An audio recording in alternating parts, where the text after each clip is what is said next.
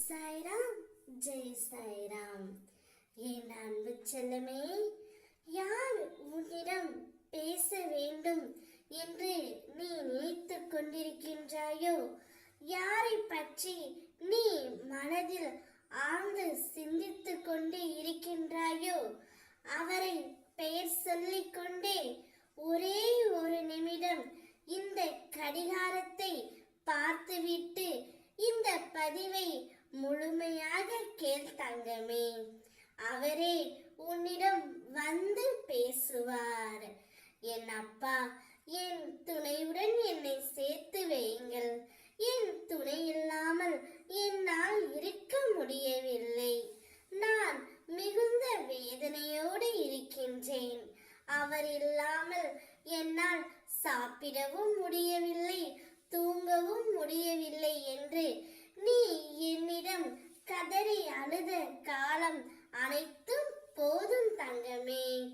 அவர் பெயரை சொல்லிக்கொண்டு என்னை மனதார நினைத்து இப்பொழுதே உன்னை வந்து சேர நான் உத்தரவிடுகிறேன் தங்கமே. அவரே தானாகவே உன்னிடம் வந்து பேச போகின்றார். அவர் பேச வருகையில் நீயும் பேசிவிடு. முன்பு நடந்த மன கசப்புகளை மனதில் வைத்துக் கொண்டு பேசாமல் மட்டும் இருந்து விடாதே தங்கமே. தவறு செய்வது மனித இயல்புதான். தவறு ஒன்றும் செய்யாமல் இந்த உலகத்தில் யாருமே இல்லை. அதை மறப்பதும் மன்னிப்பதும் மனித குணமே. என் பிள்ளையான நீ அப்படித்தான் இருக்க வேண்டும்.